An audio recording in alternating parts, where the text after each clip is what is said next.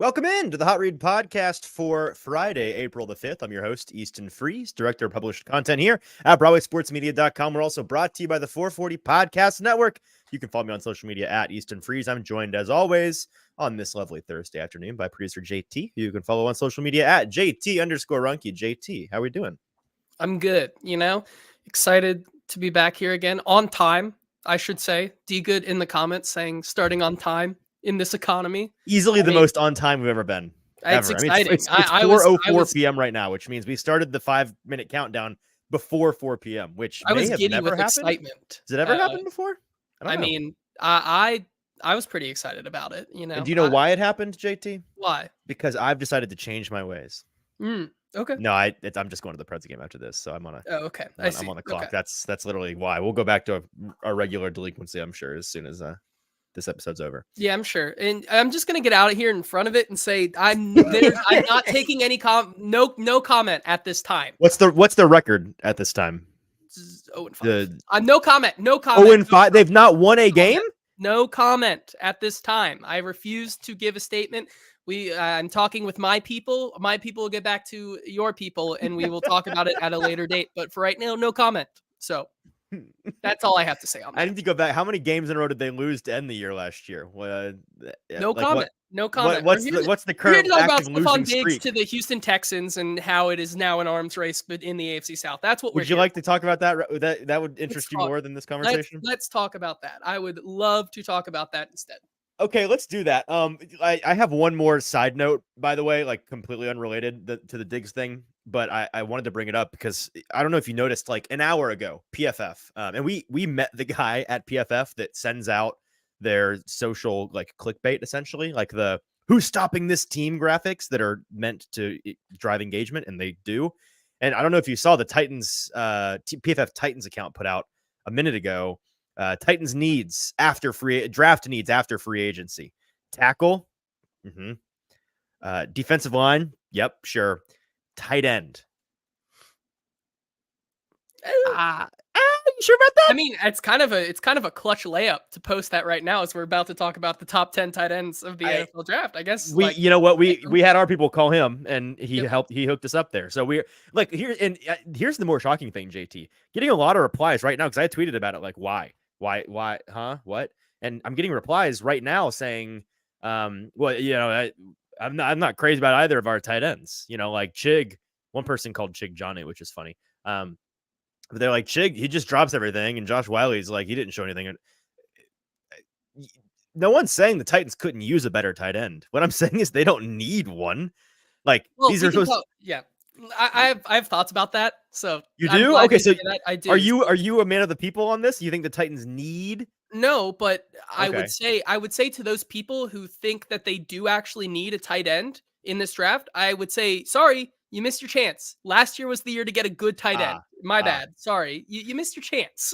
So well, that's what's going to be the back half of our show today. We're actually doing two separate podcasts today, and with the live show, it's going to be one continuous show. But we'll have to let you sneak behind the curtain with us in between the two shows in the middle. We're going to kind of start over, and you'll be here for that. So I need you to be a good studio audience and just clap when the clap sign comes on. Okay, that's going to be our top 10 tight ends episode, the back half of today's show.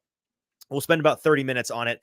We typically, if you are not new around here, if you were here last year, we do our top 10 positional draft series around this time. So for the next 3 weeks, we're going to be going through every single position on either side of the ball, talking about the top 10 players in the draft at each of them. And we are starting with tight ends today. They're usually their own episode, but with the tight end class this year, I don't know if you noticed, there are some good ones. There's one really good one and then some okay ones, and then largely a bunch of day 3 flyers. So we're not going to do a whole hour on that and bore you to death and bore ourselves to death. As Stoney in the comments saying, the tight ends class is cheeks. Yes, indeed it is. So we're essentially going to, we found a way to make it an interesting conversation and not a tiresome one. So we're going to do that for the back half of the show. The front half of the show, we're talking about Steffon Diggs to the Texans and late breaking development here, right as the show began, about what exactly that deal looks like, the construct of that deal now in Houston. We'll talk about that, as well as L'Jarius Sneed. His contract details came out, so we'll share those, and that ended up being a very positive deal for the Titans. And then there is a pre-recorded segment on today's show, which I teased on Twitter earlier today. I hopped on a call with Mike Herndon, our friend Mike Herndon, here with the 440 Podcast Network, co-host of Football and Other F Words. He was too busy to join Stoney and Zach yesterday, so I scalped him today. I meant like a ticket, not like Inglourious Bastards. That's not what I'm referencing. I brought him over to our show for today, and we did about 18 minutes, him and I, talking about the cult of Joe Alt, how, and Zach put this very eloquently, people continue to line up and pray at the altar of Joe Alt, and they probably shouldn't, not because he's not a good prospect, but because of a lot of reasons. And Mike and I go through what those exactly are in that segment. That'll be about 15 minutes of our show in just a minute. Okay, so that's the roadmap for today. If you are with us live, we appreciate you being here. Do us a couple of favors. First of all, join the comment section over on YouTube. Go to Broadway Sports Media's YouTube page. Find this live stream there. That's Broadway Sports Media on YouTube. Join D Good and Stoney and Volcano and Glory Day Sports over there. By the way, shout out Glory Day Sports. I was on their show this morning at 7 a.m. I did make it to it. I woke up for it and did it, and I was not fully asleep the whole time. I hope I was all right. JT, I know JT told me he was going to wake up and be just jump into my spot if I didn't show, which was like a 50-50 shot, but I did show up this time. Mornings are not my thing. So shout out to those guys. Check out that episode when you get a chance, because I think it's a good one, because I'm on it. And you know what? I'm a little bit of a narcissist, I suppose. Okay. Diggs to the Texans, JT. We found out on... what's it been now? 2 days? Was it 2 days ago that we found out? Yesterday. Gosh, time flies this time of year. So yesterday we found out that Steffon Diggs, former Buffalo Bills wide receiver, headed to the Houston Texans. They made a trade that, and I'm pulling up the details here. So the Bills received a 2025 second round pick from the Texans. It was the pick that the Texans just got from Minnesota in a trade. So they get a next year second, and the Texans in return get Steffon Diggs, as well as a 6th round pick this year and a 5th round pick next year, which is the first place I want to start, JT. When we first heard that the deal had happened, we didn't know the terms of the deal. And it was like, whoa, how about the Texans continuing to be hyper aggressive, going all in on this rookie contract window that they have with CJ Stroud, establishing an offense of high-end talent with deep talent to try to contend in the AFC. And then those terms come out, and it's like, man, that, the Bills are clearly telling us what they think about Steffon Diggs based on that value. That's how it read to you, right? I think so. It's kind of like them trying, like you said yesterday, get off of him a year early, which I can see.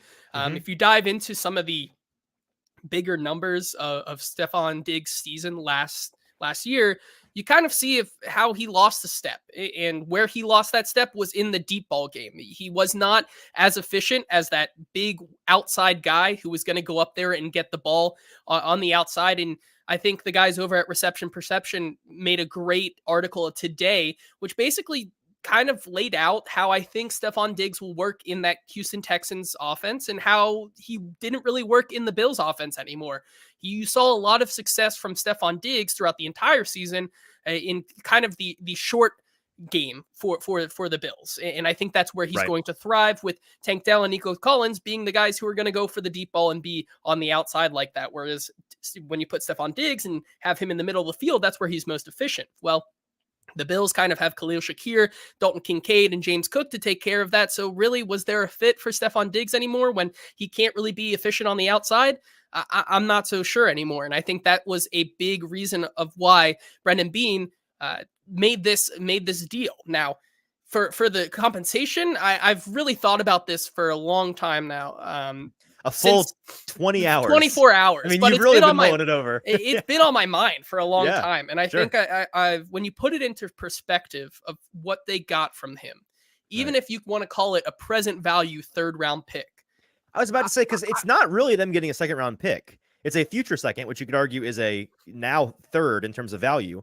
Plus, they gave away a future fifth and a current, or no, like, yeah, no, a future fifth and a current sixth. So I don't know what the math is on that. It's like either a late third, early fourth, ultimately in value they got back for Steffon Diggs.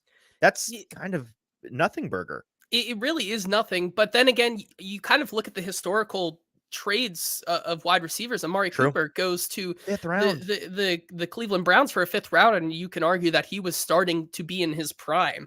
So getting off of an aging Steffon Somebody Diggs, go trade for T. Higgins right now. You can get T. Higgins for a bag of chips. Go get him. But I think that the big thing is the money, and obviously they were in some cap trouble and continue to be in some cap trouble. And so I think that giving up that second, I think for both sides, you can kind of call both sides a loss after the contract the contract details came out today for the Houston Texans side, really.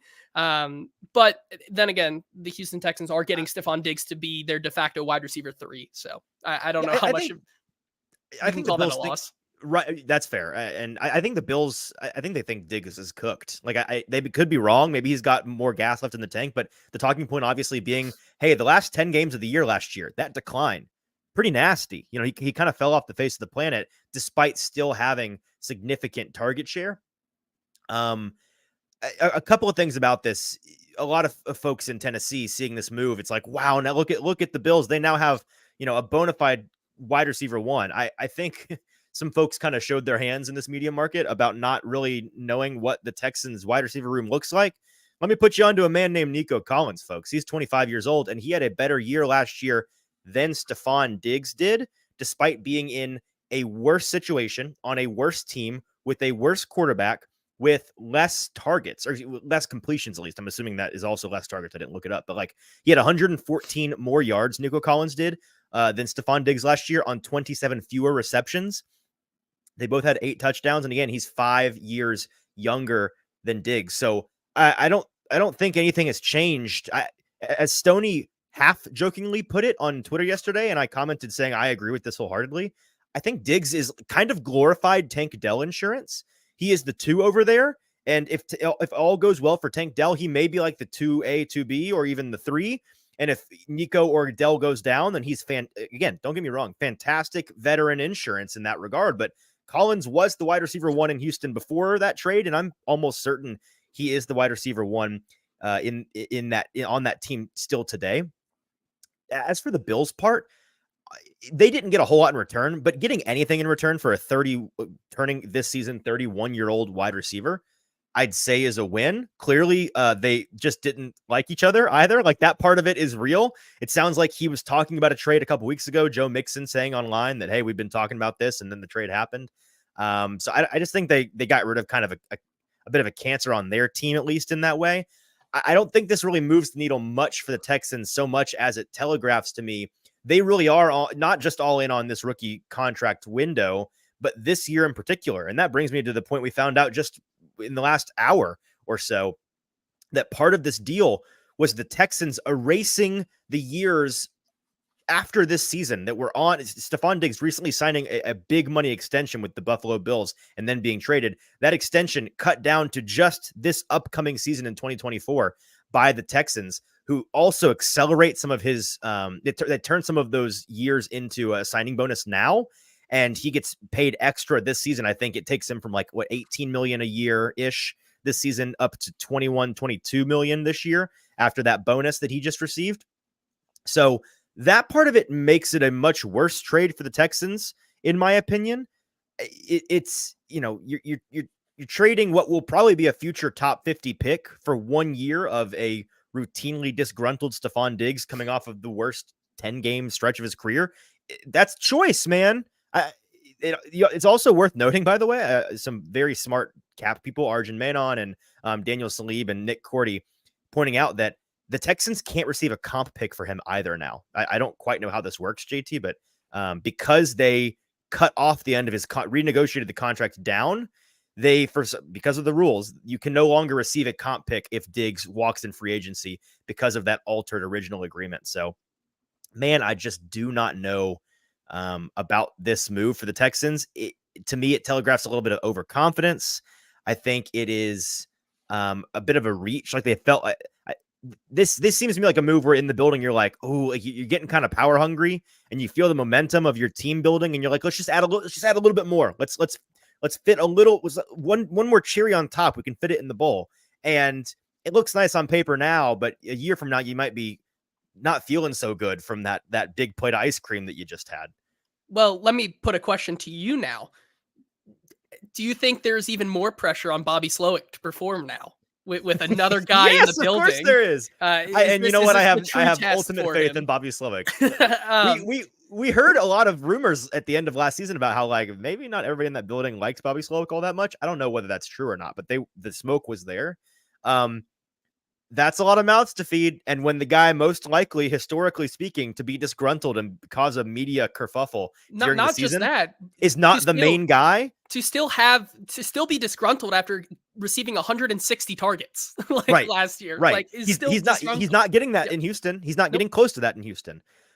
Daniel in the comments saying Nico Collins going into a contract year must be furious about this. Diggs will eat into his targets. I mean, it's going to eat into his targets, and he might be furious, but that I think is part of the calculus for the Texans cutting off the deal next year. So they can, I think they did that in order to be able to choose Nico Collins as their future wide receiver 1 next season and be done with Steffon Diggs and his big contract. But still, man, it is, it's a move. It's an aggressive one. And I don't hate it for the Bills as much as right now. I really dislike it for the Texans. Now, if Steffon Diggs has a like median Steffon Diggs year, like take last year, the first 8 games where he was fantastic, and the last 10 games where he barely existed, find the middle ground there. And he adds that to this Texans roster for 14, 15 games this season, and they go into the playoffs and he's a contributing member. Maybe that's worth it. You know, and if you win a Super Bowl and he's a part of that, then it's certainly worth it. But man, if you do anything short of that, it's a blunder, a big one. Yeah, I think so as well. And that's why I think for both of these teams, we're not going to see the real winner of this trade until a few other things happen. On that side, it's Steffon Diggs' production. On the Bills side, it's what they do at 28 or what they do in the draft. Because you and I have debated this heavily. We had a big debate yesterday, but I still think this rings true, especially now with the Titans.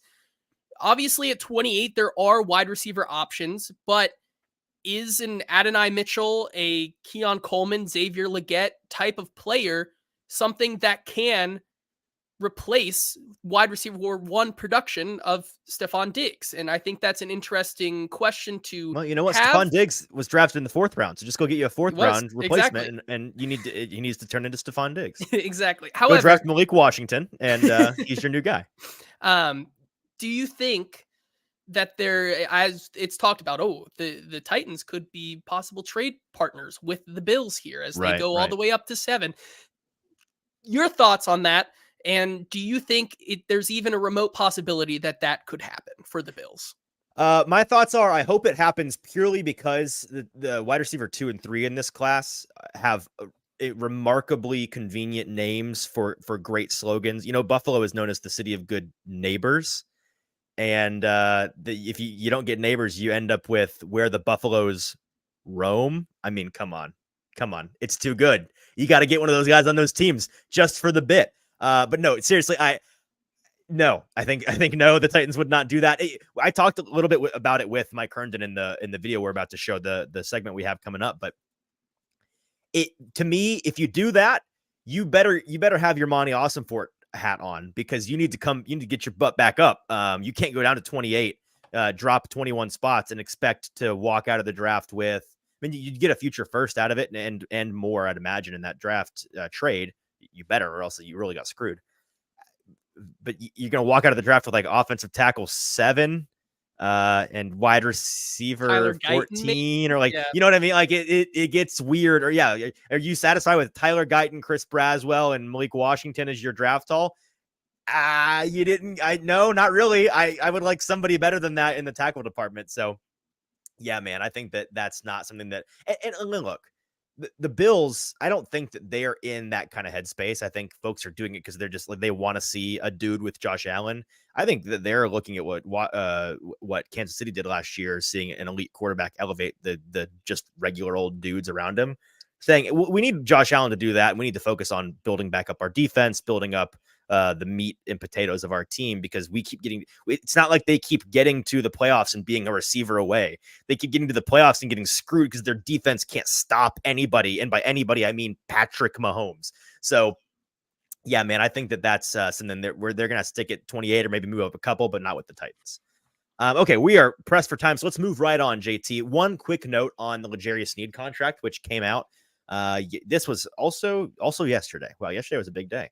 L'Jarius Sneed's contract comes out, and what was originally reported to be a 4-year deal that had $55 million worth of total guarantees ends up functionally being a 2-year, $44 million deal. Just a little bit more than 2 years on the franchise tag.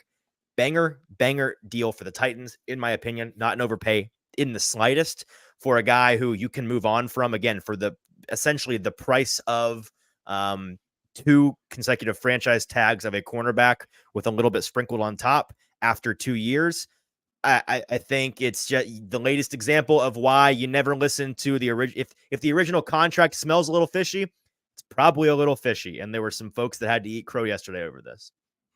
Yeah, I think we all knew, especially after the big one for me, and why I am a non-believer in the first numbers that we get, is the same thing that happened with the Jerry Jeudy contract, where he also was guaranteed around $50 million something dollars. Yep. And then that was about $11 or $12 less than it was originally reported. So I think all of us have learned a big lesson in. How about that Chase Young contract? $13 million guaranteed, and it's actually like $6. Yeah, but it's a great deal, I think, for everyone. When L'Jarius Sneed was talking about how he may have not gotten the big money that resets the market, quote unquote, but it takes care of him. You can see the proof is in the pudding right there, and it's that he's still getting paid at the premium of this position. He's getting at least $22 million a year for the next 2 years. Yeah, he's doing very well for himself. He's being paid very highly for a cornerback, but he didn't reset the market really in any way. Okay, so we needed to mention that. We now have our last segment before we get to the top 10 tight ends in the 2024 NFL draft. So, had Mike Herndon on, talked about the cult of Joe Alt. I would explain what this is about to be, but I'm pretty sure I explained it at the beginning of this video. So, without further ado, JT, Mike Herndon. All right, I'm joined by a friend of the show, Mike Herndon. Mike, I had to get you in here. First of all, welcome back to the show. It's been a while. How are you? Good to see you. Yeah, doing good. I'm happy to be on here with you. We're going to spend like 10, 15 minutes just doing a segment on the cult of Joe Alt. And I hate that we're being put in this position. The idea to even get together and record this is born of having kind of fought this battle on Twitter yesterday, and then you put it in a whole article on PK.com. And then you posted it like at the same time that I was tweeting about it. And then we texted each other, and it just, I was like, let's talk about this, but get it on the record somewhere. So that's where we're doing it. And I despise being put in this position in the first place, because I want to start by making it exorbitantly clear. I think Joe Alt's the best tackle in this class. I like Joe Alt a lot. I think that he is absolutely worthy of a top 10 pick. I think that if you had to draft a tackle at 7 and it was up to me, I would take Joe Alt. Same. Yeah, same. However, exact same thing. He is my 4th favorite non-quarterback in this draft class. There you out go. Of every player, out of every position. 4th favorite. I love him. But yes, fantastic prospect.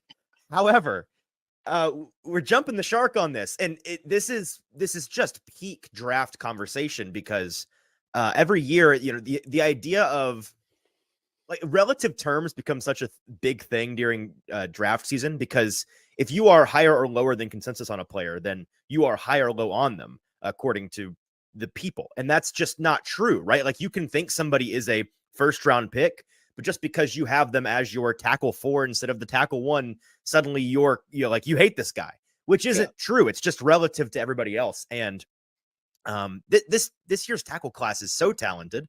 There are arguably 6 guys that are worthy of first round grades, and kind of all in that upper tier.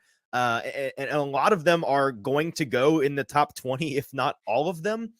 And you're seeing a lot in Titan circles, people kind of make like kind of a kingmaker tendency, I think, with Joe Alt, where there's this natural human urge to hero worship the guy at the top of the pyramid. There needs to be somebody who we grade everybody else at the position against. And that person has become Joe Alt. And because of that, in people's minds, this gap between Joe Alt and the field has grown to the point of, I think, being really unrealistic. And you talked about this in your article on paulkaharski.com yesterday. So I want to give you this prompt and let you run with it. There was somebody that tweeted at me and I couldn't help myself but to quote tweet it. And they said, I would much rather have Joe Alt at 7 than Olu Fashanu in a trade back and add a 3rd round pick. And I think that's just bonkers for a lot of reasons we're about to run through. But you essentially said the exact same thing in your elevator pitch for the opposite in your article at PK. Yeah, exactly. I think a couple things here. So first, let me start with, if the Titans were a totally different football team, let's say they were, I don't know, say the Lions or a team that was like one player, like really, really close to being Super Bowl contenders, the Ravens, somebody in that realm, right? The last 4 teams left last year. And they were presented with the same question. I might have a different answer because yes, at that point you are trying to plug one hole and you want to take the sure thing and you want to just go, try to push this thing over the hump. I might have a different answer for those teams, but for the Titans, where they are, I've talked ad nauseum about this team has 0 young players that you feel great about right now on the roster. I think, people are right to feel optimistic about Peter Skoronski. I think there's reasons to have optimism about Roger McCreary, Will Levis, Tajay Spears, right? Even Chig Okonkwo, if you wanna still hold on to some hope there. I think that's valid. But none of those guys are superstars right now. Now they may become superstars, maybe 1 or 2 of them. I don't know. Nobody's shown clear signs of that yet. Like, there's not a Justin Jefferson who's come in and like blown the doors off immediately and is like, okay, this guy is a Pro Bowler, All Pro for the next 10 years. Like, nobody's come in and done that yet. And you need, like, young talent is the lifeblood of an organization. They're on cheap contracts. They are guys that are growing in your system, that are going to be here for a while. That is how you build a good, solid foundation for a franchise. Titans just don't have a solid foundation at virtually any position. So they need bodies. They need guys in here. And I think we run into this thing, and this is where I'm at with the Alt deal. I love Alt, as we talked about up top. There's like no holes in his game. And I get why people are obsessed with him to some degree, that like, look, he's humongous. Check. His arms are long as shit. Check. He's powerful. Check. He's a good run blocker. Check. He's got great technique in pass pro. Check. Everything. He checks every single box. I get it. That's why I'm so high on him myself. And I don't want to be in this position of like saying, but JC Latham, Olu Fashanu, and probably Talise Fuanga, if you imported them into last year's draft class, they'd probably be tackle 1, right? I think all 3 of those guys would probably be tackle 1 last year. And if you put them in the year before that, I think they'd probably be tackle 1 in that class too. So that's why I'm talking about like the gap between Alt and Fashanu, especially to me. At the end of the season, it was like 1A, 1B, right? Like, it was like, okay, they're about the same. They're really a lot good. Of the actual like in the fall, it was Fashanu's the clear 1. Like, it was Alt was the afterthought, and that has flipped now. And I don't think anyone's provided a super clear answer as to why, but that's where we're at. Some people have become obsessed with hand size now, even though, Paul Kaharski talked to people, other players, former Titans on the record about, hey, how much does hand size matter? And like, most of them said doesn't really matter at all. Kenny Pickett of the offensive line. And by the way, he dominated in college with those tiny hands for, his entire career there. So I think it's become this ridiculous thing of like that there's this huge chasm between Alt and Fashanu that I'm like, just doesn't exist in my mind. And so if you're going to present me with the choice of like, you get a really good tackle at 7, and then you have to pick at 38 or maybe trade back, but you have to trade back a lot further in the second to get another, day 2 pick out of it than you do, in the first, because obviously those picks are worth more. if you give me the choice between I get a really good tackle at 7 or I get a really good tackle and I get another top 100 pick that I can use at another position that's desperate for investment, like edge rusher, inside linebacker, safety, defensive line, wide receiver, any of these spots, I'm going to take the 2 guys, because I also think we do this thing where we convince ourselves year after year that we know better, that we know that this guy is the best tackle prospect. We know that, and you go back to like Jerry Jeudy's draft class. We know that Jerry Jeudy and Henry Ruggs and who was the other one? CeeDee Lamb are the top 3 wide receivers. Guess what? None of them are. Justin Jefferson was the best of that bunch. Not one person had Justin Jefferson as wide receiver 1 in that class.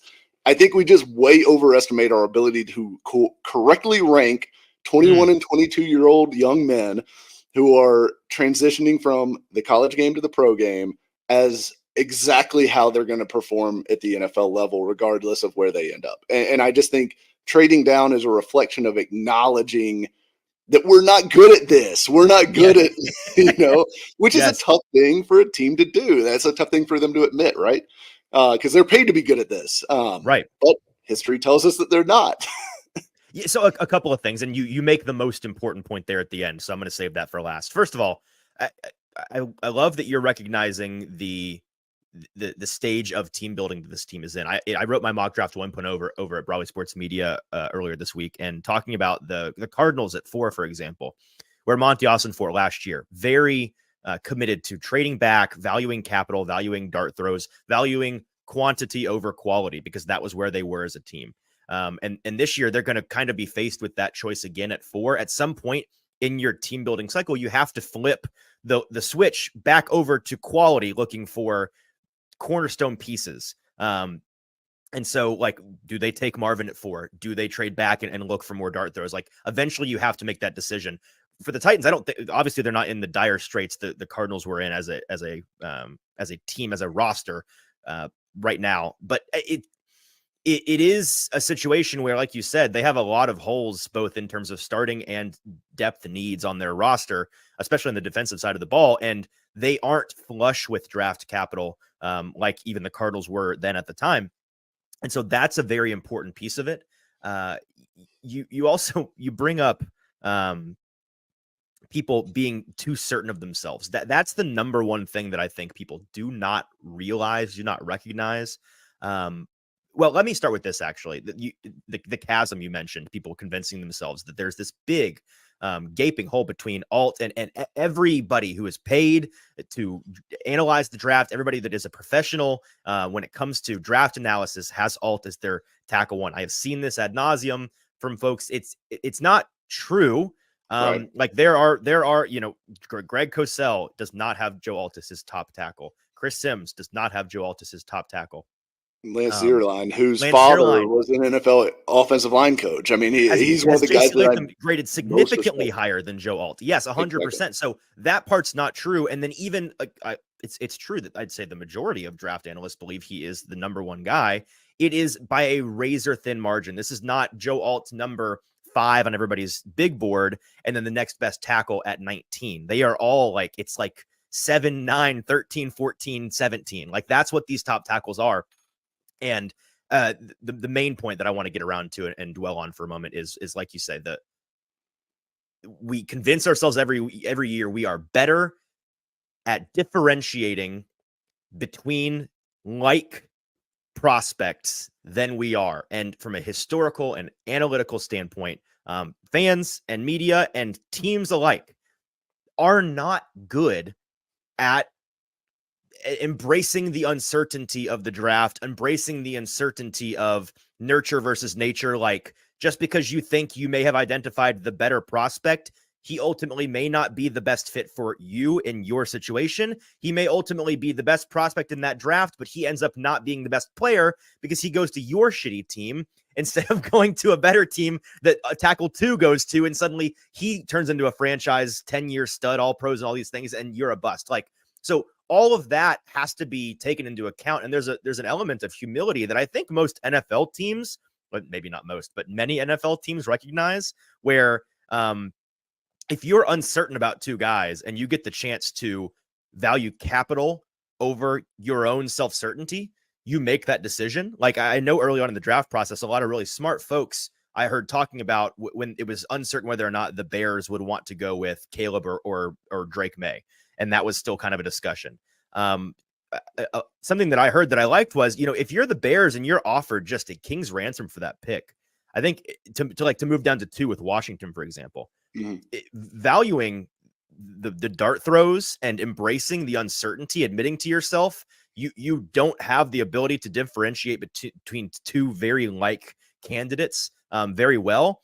That's the better, I guess, more efficient process than being self-certain and trusting your gut and betting on yourself. Does that make sense? Yeah, it does. And I mean, one of the big pieces of the discourse yesterday on Twitter was the Julio Jones trade. And it's because it was brought up as a comparable to what the Bills potentially could look to do after trading Steffon Diggs, trying to move all the way up to get one of these stud receivers, Harrison, Adunze, and Neighbors. But that was thrown out there. And then immediately, I put out the thing of this is kind of what that draft haul would look like. Would you do it? And even I'm like, I don't know if I would drop that far because you're getting way down, like to where you're going to be looking at like tackle 7 or 8 in this class. You need to come back up, I think, to be able to I think so. Yeah. I think you'd have to move down and then go back up and hope, maybe you can hang on to that future 1 or something like that. But then, my mentions turned into this whole thing of, but look at what the Browns got. Well, look at who they drafted and all that, which is fine. It doesn't always work out. Like, it doesn't always work out. Sometimes you do end up with a crappy return like the Browns got. But look, the Browns drafted horrible for years, whether they traded back or not. Notoriously bad at drafting team. And also, this is going to blow your mind. Not every top 10 wide receiver pick in the draft is Julio Jones. In fact, most of them are not. Exactly. Sometimes they're Kevin White. Sure. Yeah, 100%. One of those things. And if you look at, I think I've been sharing like a study from Bruin Analytics that has looked at this. They looked at it, I think, from like 2011 to 2019, trading up or down, like basically looking at both sides of trades in the first round for teams trading up, teams trading back, who's getting more value. And they looked at it a few different ways, whether first year value, second year value, third year value. They're looking at it from a standpoint of like, do you get the blue chip guy? And honestly, almost every single thing in that study favored the team that traded back on the whole, right? Really? Like there's going to be individual situations you can point to anecdotally that say, yes, the team that traded up won that one. The Falcons won that trade up with the Browns, zero doubt about it. But that's not always going to be the case. So the majority of those cases favor the team that traded down. And I think almost every study that has looked at that has found that teams that trade down tend to do better on the whole than teams that trade up. And it's just because you're getting more dart throws at a process that, like, look, go back and look at any first round of any draft going back the last 10 years and look at how many guys were complete busts out of that first round. It's going to be like half.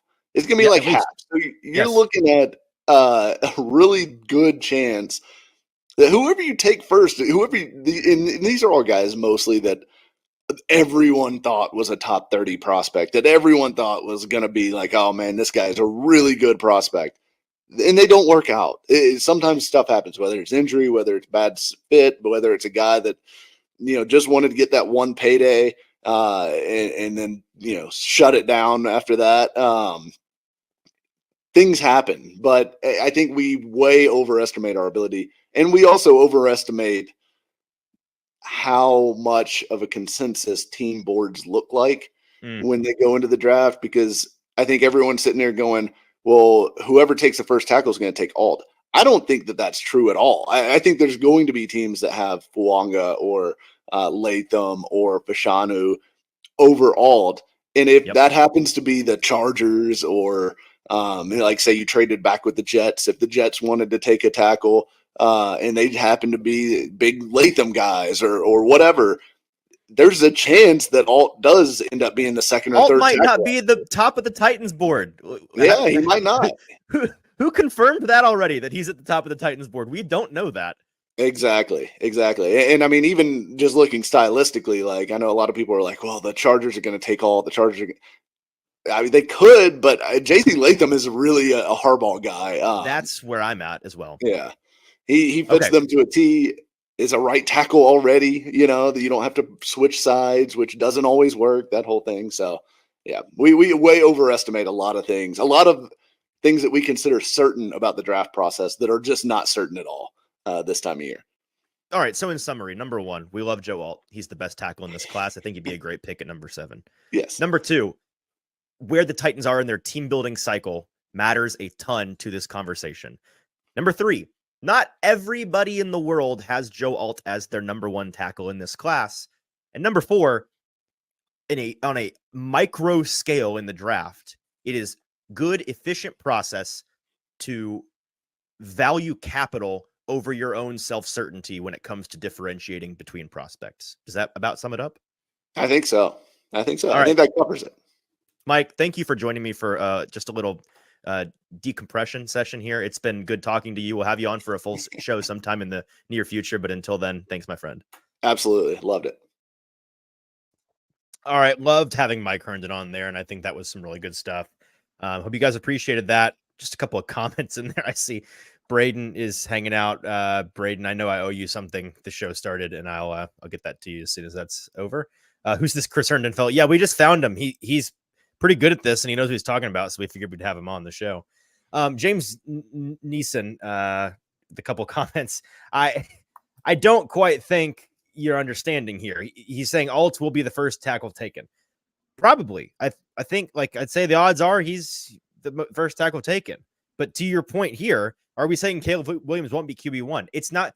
Caleb Williams will be quarterback 1. Joe Alt will be the first tackle. Those two things don't have even remotely the same level of certainty. Caleb Williams is for sure going like that. That's the difference here, is that there's a level of uncertainty with Joe Alton. A good point made by Mike Herndon on Twitter a couple minutes ago. Bringing this back up, JT, I know you remember this from the Combine. There was a poll of NFL scouts within the last month asking them who their top-ranked tackles were. And the results were 3 votes for Fuaga, 2 votes for Alt, 2 for Fashanu, and 1 for Mims. That's not even close to a unison. There, I can guarantee you there are some teams that will not have Alt as their top guy. Do the Titans have Alt as their top guy? I think they probably do.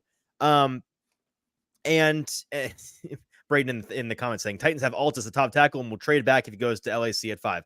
I think, again, I'm not sitting here saying that they won't. I think that's likely, but there is an element of uncertainty to it that I think people are just over their skis being so certain of the reality here that Joe Alt is the number 1 tackle for all 32 teams. He's the number 1 tackle for the Titans, and no matter what, you get him at 7 or else you screwed up. That's the general gist of this, JT. Did you have anything to add to that conversation? No, I think with these things, I keep it to my chest, and it's something that it can't be wrong if you never say anything. Right. Exactly. I love to eat my popcorn. I love to sit back and eat the popcorn while I am believing that Kingsley Suamatao's tackle number 1, but I'll never tell anybody that. That kind of thing. That's something I will. But then when you're right, you can't take a victory lap. That's the issue, right? That's fine with me. I don't have to, So no, actually, you've done it the right way. You jokingly float it, but then you can go back and clip what you just said and cut the context out and make it seem like you said it for real. And then running back Puka Nakua, baby. It's right, the same thing, right? 100%, 100%. All right, I'm done with you, James. I'm done with you, Braden, in the comments. We're moving on. It's time for the top 10 tackles, and we've got about 20 minutes to do it. So let's get going. These bottom 5 guys we're going to kind of fly through because, again, this year's tackle class is Brock Bowers and then a couple other fellas and then a bunch of Jags, a bunch of dudes that just are going to be fighting for roster spots. I'm looking here at the consensus draft board. You of course have the top guy. Oh no, it didn't refresh. Come back to me. There we go. Brock Bowers is number 10 on the consensus board. And then you've got the next couple guys between 60 and 80, and then everybody in the hundreds and 200s and 300s. My number 1, I just found this out today and just like doing some last minute research on the tackle class. My favorite tackle in this class is Easton Dean, number 460 on the consensus board. He's from Iowa State. And I'm guessing he has an RAS of like 3.7. So shout out my fellow Easton. We'll have an Easton Stick who's bad at football in the league. And I hope that we have an Easton Dean in the league that's also bad at football to represent the namesake. But let's JT, let's throw up the bottom 5. So our number 10 through 6 tight ends in this class. And I didn't even actually compare these. So let's see. We got a handful of these guys in common. Let's kind of actually, we got most of them in common.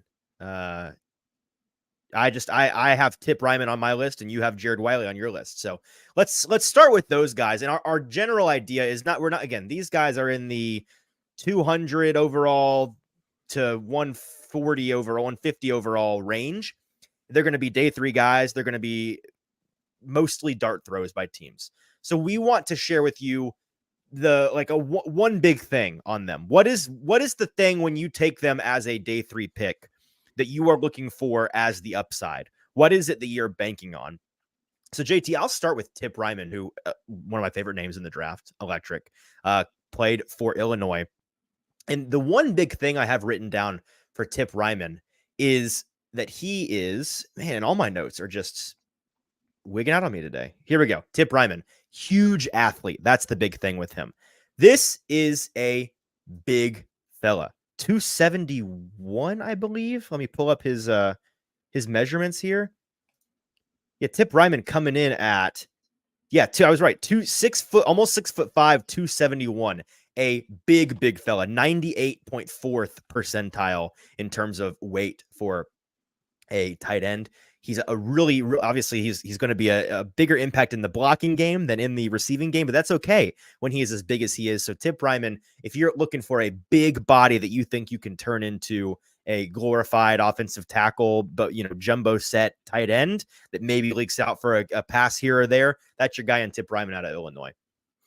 Yeah, and so with my first one here, going with Dallin Holker from Colorado State. I see you have him a little bit higher, but the thing that stands out to me is just the way he is able to use his hands. He's a very handsy tight end who is really good at catching the ball and securing that catch. If you look last year, third in college football in contested catches. And I'm sorry to cut you off. I'm going to be laughing at a lot of this because the way that you we're demonstrating just how cheeks this class is for tight ends, because your one big thing is he's very good at catching the ball and securing the catch. That's about all we can say about some of these guys. I'm saying he's got a great catch radius for him. But the biggest thing I think with his ability in this class and why I think he could go a lot higher than currently the number 10th spot is the way that he was used at Colorado State this year. His past 2 years, in 2021 and 2022, he only recorded 13 and 9 receptions respectively. And then in 2023 actually took a huge workload on getting 64 receptions on 105 targets. I think just if he can continue to develop that way with the catch radius that he has and his contested catch ability, I think that he could become someday maybe a rotational starter for a team. But for right now, for me, there's not that much on tape right now that can show me he can do it all the time. And that's essentially the one big thing I had written down for him is that if you're looking for a productive baller, that's what he is. Not going to wow you athletically, not going to wow you with the size, not particularly great at either of the two things you're asking for from a tight end, blocking or receiving the ball, relatively well-rounded and fine. But what he does, like you said, I don't know if he's a junior or a senior. His last year in college, he showed that this guy is capable of a workload and just week in and week out being a productive part of your offense. My number 9 player and your number 9 player, AJ Barner, tight end out of Michigan. He is currently listed at number 170 on the consensus draft board. And the one big thing I wrote down for him is steady depth. This is a guy that is also well-rounded. He's an all-arounder type of guy. And you look into his production and you're like, okay, that's a backup tight end kind of guy. Look at his size. Okay, fine. He's pretty middle of the road athletically. He's a fine blocker. He's got ideal size for being a run blocking specialist. So if you want to use this guy kind of as a fullback, in a glorified fullback role, you can do that. And he's got good technique for those kinds of things. He's got a little bit of yak ability. So Stoney in the comments saying the cons of AJ Barner has clubs for hands. Yeah. He doesn't bring a lot to the table as a receiver, and he doesn't bring a lot to the table as a tight end, or Freudian slip, as a blocker. You can tell I'm kind of struggling to say a ton of nice things about him. He's number 9 on my list because he's just fine. And if you want a guy that can be a 3rd, 4th, 5th tight end on your team that you can like try to develop up and just be that locker room guy, you have him around the franchise for a couple of years, and he's a guy you can go to in a pinch. That's what I think AJ Barner is. But he's a 5th, 6th, 7th round guy. I mean, that's what I was going to say as well. Well, I was going to talk about the reason why I have him on my list is because he graded out as one of the best run blocking tight ends in the league going from Michigan. I mean, obviously the Titans for a long time have used just kind of a turnstile of glorified linemen at the position with their 3rd tight end, whether it be Trayvon Wesco or Jeff Swaim, Titans legend. But I mean, a guy like AJ Barner, I mean, he was one of the best run blockers in this class, graded by PFF with an 81.4 run blocking grade. I wouldn't be mad if they took a flyer on him with the 7th round, with one of their picks in the 7th round, or even the 6th round, as that guy who they can now get for super cheap on that contract, and then kind of have their guy in that system that they can use for their running game. But like you said, nothing really on tape jumped out at me as a pass catcher, because obviously coming from a system like Michigan, there's not going to be a lot of those unless you really stand out. But when he was used a lot, which is the run game, which is what Michigan was built on, even though he did have clubs for hand, he still was able to be pretty successful, whether that is a scheme thing or something that can be taught more in technique. That's why I think he's probably a day 3 guy, but nonetheless, I think he makes the top 10 here. All right, tell me a thing or two about Jared Wiley. He's the TCU tight end you got at number 8, number 200 on the consensus draft board. Yeah, this is a guy here who, using my Chris Collinsworth voice there. Now here's a guy, or whoever says that, I forget. But anyways, Jared Wiley, not to be related. Forget who says now here's a guy. It's Chris Collinsworth, baby. Is it Chris Collinsworth? Mr. PFF. Yeah. Right. Jared Wiley, not to be related with Josh Wiley of the Titans, is a guy who I put on my list here kind of solely because I think that his size at the next level can elevate him into the NFL level here. Comes in at 6'6", 249. I think he can add a little bit more size, but because of that, I think on those intangibles alone, his 11.1 yards per reception showed that he was able to be a decent receiver in college, especially in that TCU offense. And so I think the size can translate to the next level. All right, our shared number 7s are Jaheim Bell out of FSU. And this is where we're starting to get into the territory of tight ends that I frankly actually care a little bit about and know a little bit about, knew about before this exercise and doing the research. Spoke to him at the combine, got a good head on his shoulder, seems like a good kid. He, the one big thing that I wrote down for Jaheim Bell, tight end out of Florida State, is separation, creativity, yak. This is a guy that was utilized in the passing game quite a bit under that. I forget the name of the coach at Turner. Who's the coach at FSU? I don't know. Whoever's running that offense down there, he used him quite a bit in a relatively busy room. He was competing for targets from a Keon Coleman, from a Johnny Wilson, and still managed to get north of 500 yards and record a couple of touchdowns. He's an athletic guy. He was relatively productive in college. And so his big thing for me is he was regularly separating from linebackers when he's up against a non-coverage specialist in the secondary. He is able to exploit them, and even some slot corners he's able to pull away from it at times. Some of the lesser athletic players he goes up against. And so I like a Jaheim Bell on a day 3 if you're looking for an athletic upside kind of guy. Yeah, that's what I wrote down as well. Super athletic ability here, 1.97 yards per route run, which is definitely above average for the college level. Was 8th in college football in missed tackles forced with 12. The Right. big downside for him and why he Size. would never even make the top of my top 5 here is size. 6'2", 241. That man is not a tight end. Give him 3 more inches and 20 pounds, and this guy's a baller, and we like him a lot more. He would be very, very good. But yeah, that's really where you can see him being a day 3 guy, is that the size just isn't enough. And there may be someone on his team in college who would probably do well to switch to the tight end position, and he switched to the wide receiver position. So, all right, with these top 6 guys, we're moving into the top 130 on the consensus draft board. So we're getting more and more relevant, and we get to Eric All, tight end out of Iowa, number 129 on the consensus board. JT, what'd you have written down for him? Route running ability. I think that was something that clearly, when I watched a little bit of his tape, was present. And I think that coming from a system in Iowa who has always given out and produced great tight ends, I think coming from a system where Lord knows that offense does not produce anything else, but exactly. they do produce tight ends. Yeah. Having that route running ability that's natural on top of the teachings, I think is something that teams, just like kind of the JJ McCarthy thing. It's like he comes from a Harbaugh system. He gets a boost in where we're going to draft him. Eric All comes from a system who has created successful tight ends time and time again. I think that matters to someone in the NFL, and I think that's why I think he has a lot of upside in this class. So that's why he's number 6. All right, we are on to the top 5, and this moves us on to, I believe we have we share our number 5. No, we share our number 4. We flip. So my number 5 is your number 3. Your number 3 is my number 5.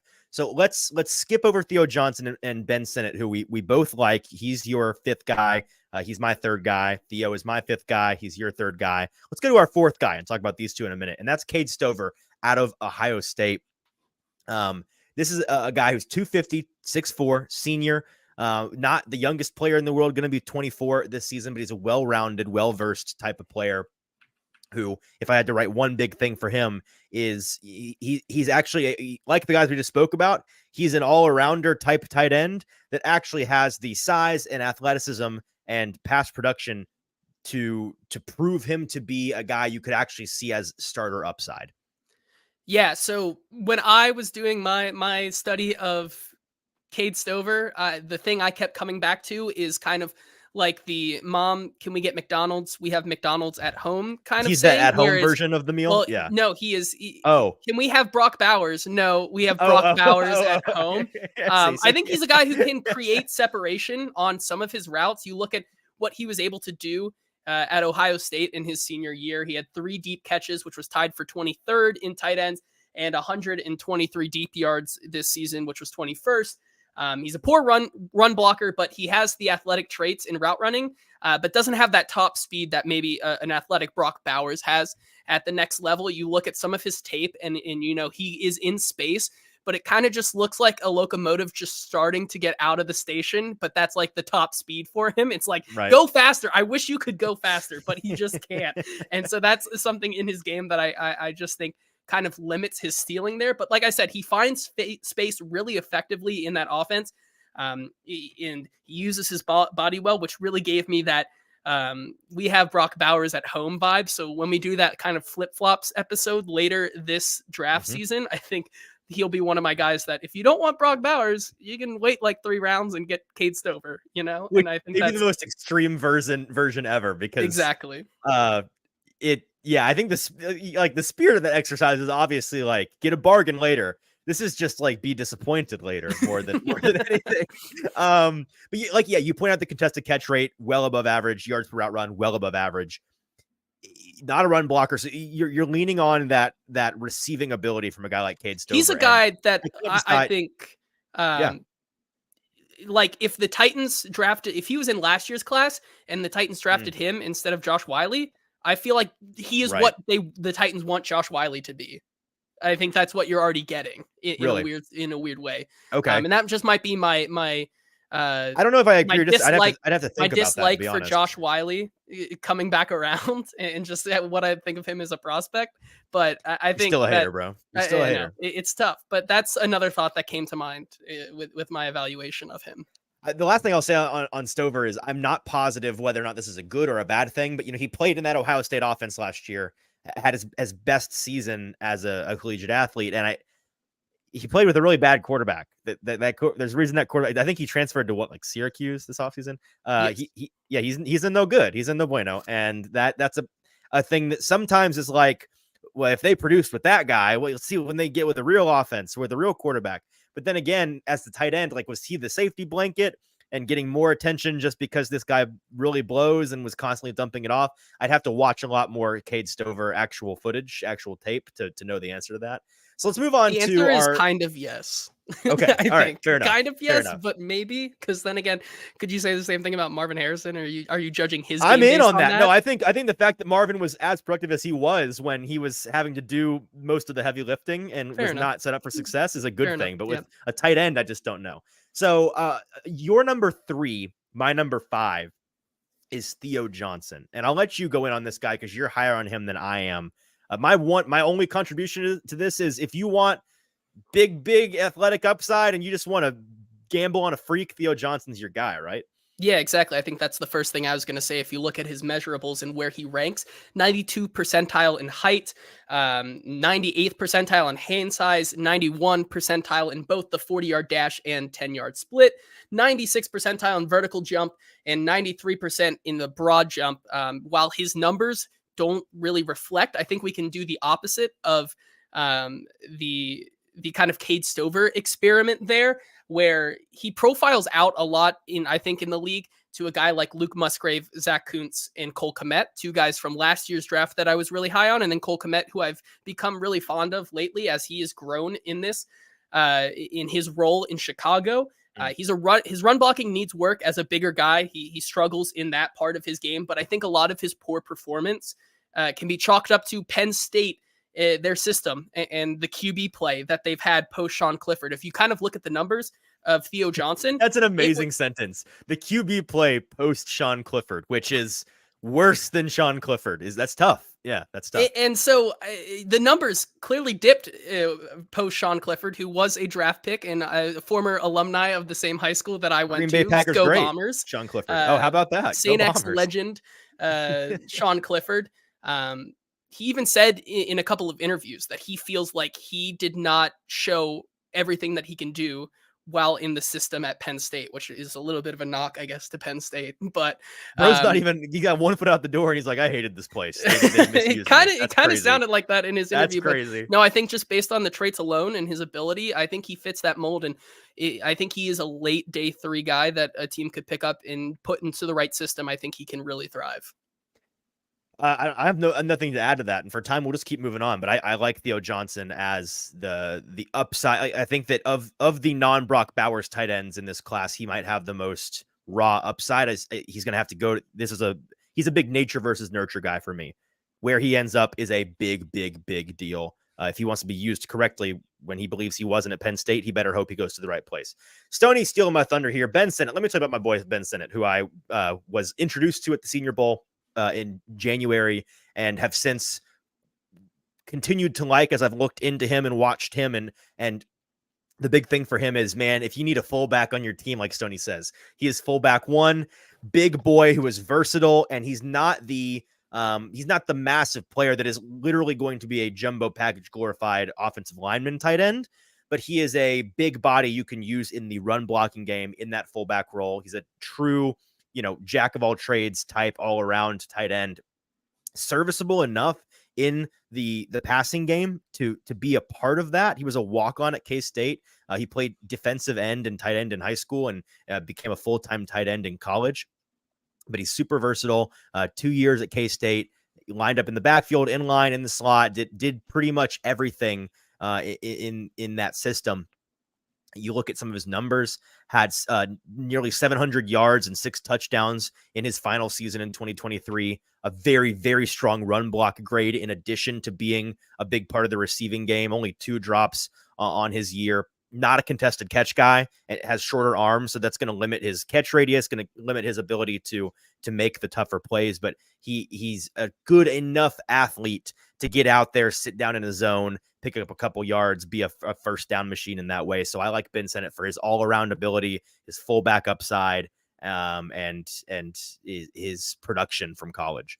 It'll be really interesting to see where he goes. I also wrote down versatility in his game, his kind of sneakiness to kind of get open in routes and kind of disappear from the vision of defensive backs was something that really jumped out to Kind of me. slippery out there. Yeah. Versatility is the big thing, though. I think I wrote down that he could don the J on the roster sheet for the Joker, and that's where my comp to just a Caucasian version of Cordell Patterson came from. Which is a crazy comp to me because he's like half as athletic as Cordell Patterson. And that's the point. But okay, all right, fair enough. I suppose. And so I think that he, when put into the right system, like, could we be saying Ben Sinnott's name like we say with Patrick Ricard and Kyle Juszczyk and all those guys in a couple of years? Probably. Like, get this man to be get this man to be the next coming or the predecessor to, or the heir, I should say, to Kyle Juszczyk in Kyle Shanahan's system, and I think he would be there for a long time. All right, we're moving on to our top two guys. And by the way, Theo Johnson and just for reference on the consensus board where these guys are going to go, Ben Sinnott 123, Theo Johnson 118. So they're mid to late, or excuse me, they are early to mid day 3 guys. With these top 3 players, we're moving into the day 2 and, of course, day 1 with Brock Bowers, who, spoiler, is the number 1 tight end for both of us. But we have, and Cade Stover, by the way, I forgot, Cade Stover actually higher on the consensus board than both you and I have him. He's number 4 for us. He's 80th overall on the consensus board. So he actually is right now projected to be a mid to late day 2 guy. I wouldn't be shocked if he fell into day 3, but maybe that's just me. A clear-cut day 2 guy, in my opinion, is Jatavian Sanders out of Texas. JT, what's the one big thing for you from this guy? My ultimate reason for having him too, and I think a lot of folks' ultimate reasons for having him too. By the way, I noticed you have number 2 Jatavian Sanders. Apparently, I have number 2 Tavian Sanders. So I guess those are different guys. I love him at 2 because he is a modern man's NFL tight end. He is the fresh, shiny tight end toy. He's the guy that's going to actually be can actually be an immediate impact in your passing game, unlike a lot of these other guys not named Brock Bowers. Yeah, I didn't know if you had anything else to say after that. But for me, he's a fluid route runner. He's the second to Bowers in that kind of category that I think with what he can do on the field, he's a yards after the catch monster. With the use of his hands and his power, you kind of see, even if there's guys on him, his yards after contact is crazy because he just keeps churning with his legs. But then even with that, even though he is a powerful runner, once he gets up to speed, he still has insane hands. If you go and look at the Baylor and the BYU game footage, he makes a couple just absolutely circus catches. Impressive contested catch rate, 53.8%, well above average in PFF's database for a tight end. He's a great athlete. He doesn't have the size in the world, but like you said, he is the new age tight end where it's kind of positionless football, and I think he could find his way into a role somewhere with that. So that's why he is also my number 2. Looking at him on tape, he, like most of these guys in this class, are the kind of body, just like looking at them on the field, the eye test, they look like slimmer, more slender, more rocked up tackles or, linemen. Whereas he looks like a beefed up receiver, like a super soldier, supersized version of a true skill player, as opposed to a skill player-ish blocker, if that makes sense. He's one of 2 guys on this top 10 list for both of us that actually has the vertical threat ability in the at the tight end position in this class. He's a mismatch for pretty much every linebacker he goes up against in coverage. He's going to be a mismatch against the right cornerback. He's big enough and strong enough and capable enough at the catch point to win against smaller defenders. Former 5-star recruit, really, really high-end athlete. He just, if you had to find a knock for me, it's just he's like not quite as polished as you think you can be. He's still kind of figuring it out a little bit, but the upside is absolutely there, and I think a team is going to take him mid day 2 for that reason. Yep, I would agree. And then no surprise here. I don't know Brockless if we really Bowers. have anything to say. Bowers is number 1. What can't he do? Yep. Can we, instead of just talking about all the, like everybody has already heard what Brock Bowers is. an incredible athlete. How big a deal?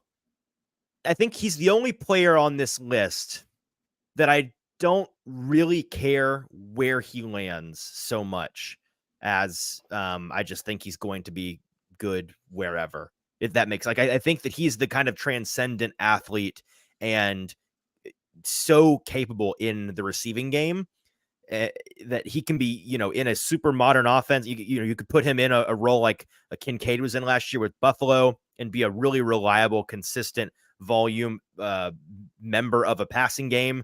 Or you can go to kind of an old, you could put him on a Mike Vrabel Titans on an old school kind of team, put him in a Mark Andrews role with the Ravens when it's still a run heavy team and still get the most out of him in that way. Yeah, I think the biggest question is, where do you currently see him going in the first round?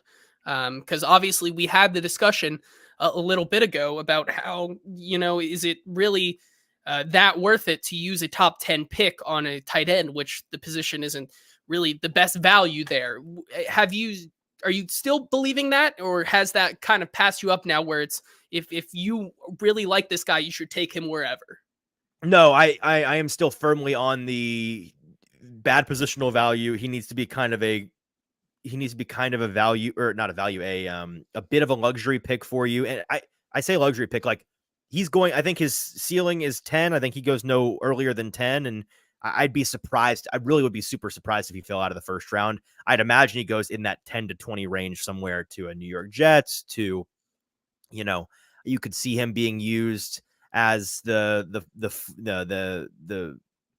complement to a Devontae Adams in Vegas if they're wanting to supercharge that offense. It's a team that needs a versatile player. You know what? Honestly, I think he eventually will go once the top 3 receivers are gone and you get one team that is really desperate for an offensive playmaker and doesn't quite want to reach on a Brian Thomas yet, or doesn't have a Brian Thomas nearly as high on their board as others. And they say, let's get a Brock Bowers in here because we need to put a jump start into our offense. Where that exactly comes in the teens, I'm not sure.